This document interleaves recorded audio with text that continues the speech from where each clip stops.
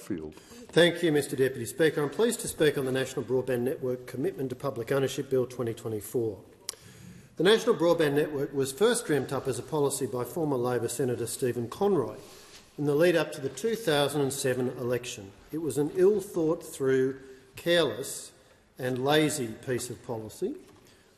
I was so frustrated by it that I wrote a book, Wired Brown Land, about the broadband battles in Australia. The book came out in 2009. I'm often asked how did it sell. Well, for a book about telecommunication economics, extremely well. My central point was that the policy that then Senator Conroy devised dismally failed because it sought to get Telstra to do something that it did not want to do, namely build a national fibre to the node network for $4.7 billion and give its competitors access to that network. An even more ill-conceived policy was then dreamt up by Stephen Conroy and Kevin Rudd. Notoriously, the details were sketched out on the back of a beer coaster on a flight on a government jet. And under that policy, the commitment was to spend what was supposed to be $43 billion on a fibre to the premises network. If you go back and look at what was promised in the 2009 media release and press conference by Kevin Rudd, Stephen Conroy, Wayne Swan and Lindsay Tanner, just about every aspect of what they promised has been a manifest failure. As a result of this policy, some $30 billion of taxpayers' money has been spent, and the value for money taxpayers have received has been absolutely appalling, in stark contrast to the frugal Kiwis who managed to get a national fibre network for a total taxpayers' commitment of $1.5 billion New Zealand dollars. In the nearly 15 years I've been in the parliament, and having taken quite an interest in this issue, I've spoken many times on stupid pieces of legislation associated with Labor's national broadband network. Yet the bill before the parliament today achieves an unenviable distinction. It is the most stupid, pointless, empty, nakedly political, entirely useless piece of cynical, performative gesture politics that Labor has managed to serve up in its nearly 2 decades of deeply undistinguished policy-making on the national broadband network. In the time available to me, I'd like to make 3 points. 1, Labor's record on the NBN is hopeless. 2, the policy framework on future ownership of the NBN was established by the Rudd government under Stephen Conroy as minister, and indeed it was his then representative in the House, the now Prime Minister, who explained what that policy framework would be. The bill before the House today, which proposes to change that policy framework, which for some 15 years Labor has thought was absolutely fine, is a naked, meaningless, cynical and empty political stunt, and the coalition will be voting against it. Let me start with the proposition that Labor's record on the NBN is hopeless. As I've already indicated, the plan they announced in 2007 completely failed because Telstra's then management team refused to cooperate. So they announced another plan in 2009. Kevin Rudd promised that his government would build a national broadband network. It would serve 90% of homes with access speeds of up to 100 megabits per second, take 8 years to complete and cost $43 billion. None of this was achieved. Let's judge what Labor delivered by the time it left office in 2013 against what had been promised in NBN's 2012 corporate plan. Labor promised 286,000 premises passed by June 2013. NBN Co fell a full 100,000 premises, or almost 40% short of its target. And of the premises it claimed, many were designated as so-called Service Class 0 or Service Class 1, meaning they could not actually provide a service at all. Labor was systematically dishonest about what the NBN was delivering, and the man who was Communications Minister at the time was Australia's current Prime Minister, the man who just loves being upgraded to seat 1A. Let me remind you what happened in August 2013 during the election campaign.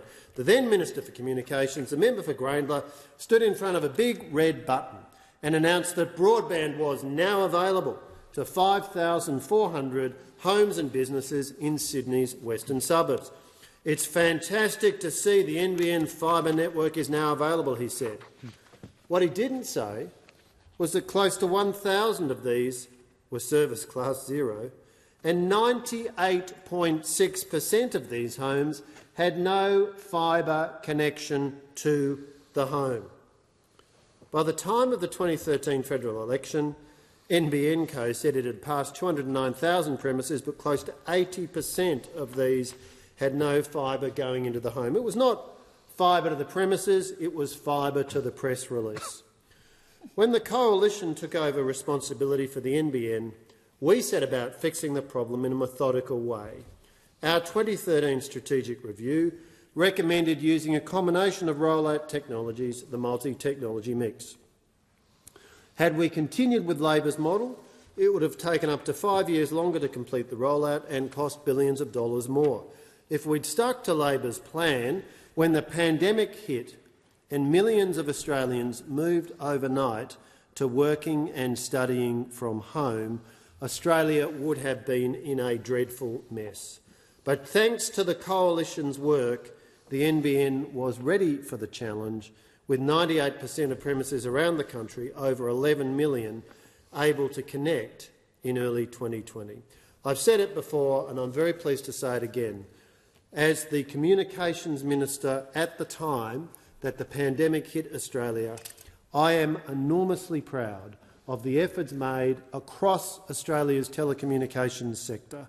NBN, Optus, Telstra, TPG, Vodafone, you can go on, Aussie Broadband, a whole range of other companies came together to keep the network operating when Australians desperately needed it, and that was critical to the way that our nation was able to get through the pandemic. Let me turn now to Labor's policy framework on NBN ownership. This is the framework developed by Labor and legislated in 2011. It carefully sets out the steps that in its judgment, in the judgment of the Labor Party, would need to happen before the NBN could be sold by the government to private owners. Let me quote from the Minister's second reading speech in this place on the National Broadband Network Companies Act 2011. Quotes, "The first bill in the package, the NBN Companies Bill, obligates NBN Co to limit its operations to and focus them on wholesale-only telecommunications. It also sets out arrangements for the eventual sale of the Commonwealth's stake in the company once the NBN rollout is complete, including provisions for independent and parliamentary reviews prior to any privatisation and for the Parliament to have the final say on the sale. The bill also creates a power for the Governor-General to make regulations concerning future private ownership and control of NBN Co and establishes other relevant reporting, governance and enforcement mechanisms. As such, the bill deals with arrangements for both today and into the future." I remind the House, these are not my words, I'm quoting from the words of the then Minister, the member for Grayndler, now the Prime Minister. He went on to say, "Taking into account the recommendations of the implementation study on the NBN, the Commonwealth will retain full ownership of NBN Co Limited until the rollout of the NBN is complete." He then went on to say, "After the Communications Minister has declared that the rollout is complete, the Productivity Minister may direct the Productivity Commission to undertake a 12-month inquiry into a number of matters. These may include the regulatory framework for the NBN and the impacts of a sale of NBN Co on the Commonwealth budget, consumer outcomes and competition. Within 15 sitting days of the Productivity Commission inquiry report being tabled, a Parliamentary Joint Committee on the ownership of NBN Co Limited is to be established according to the practice of Parliament to examine the report of the Productivity Commission inquiry. The Joint Committee will report to both Houses of Parliament within 180 days of its appointment. After it reports, the Finance Minister may, by disallowable instrument, advise that conditions are suitable for an NBN Co Limited sale scheme." As is clear from this extensively quoted material, the Minister of the day laid out a clear framework which needed to apply before the National Broadband Network could be sold. He did not say the NBN could never be sold. Instead, he set out a comprehensive series of steps which would need to occur before the Parliament was given the opportunity to consider an instrument prepared by the Finance Minister advising that conditions are suitable for an NBN sale scheme. Of course, what this means is that under the existing legislation, unless both Houses of Parliament agree no sale can occur. The minister, who explained this development, these required stages to the House so carefully and thoroughly in his second reading speech, is, of course, as I have informed the House, the member for Grayndler, the current Prime Minister, enthusiastic recipient of air travel upgrades, keen real estate investor, the member for Grayndler. Let us be clear. There is a comprehensive framework in the legislation developed and passed by the Australian Labor Party, setting out all the things that would have to happen before the NBN could be sold. Critically, one of those steps involves the tabling of a disallowable instrument. That is, an instrument which can be disallowed by a majority vote of parliamentarians in either house. No privatisation could occur unless there was majority support for it in the parliament. That has been the policy setting since 2011, the policy settings devised and implemented by the Australian Labor Party. Given the realities I have just explained, any reasonable observer would ask, what is the possible point of the bill which is before the House now?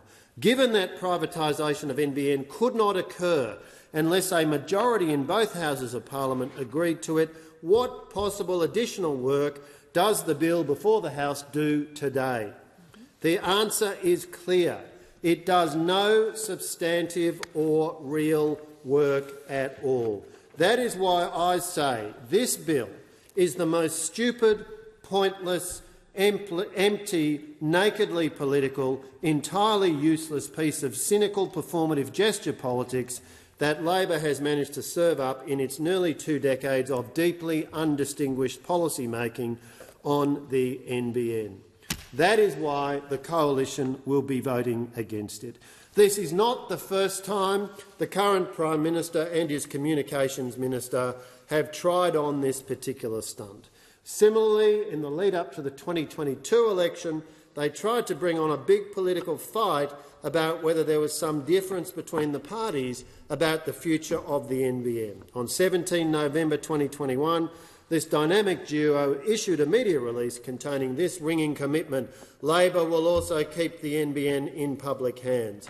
This attracted virtually no attention then, and it's not attracting much attention now. This is a non-issue. The existing legislative framework, introduced in a rich irony by the current Prime Minister in 2011, sets out very clearly what has to happen before the National Broadband Network could ever pass out of public ownership.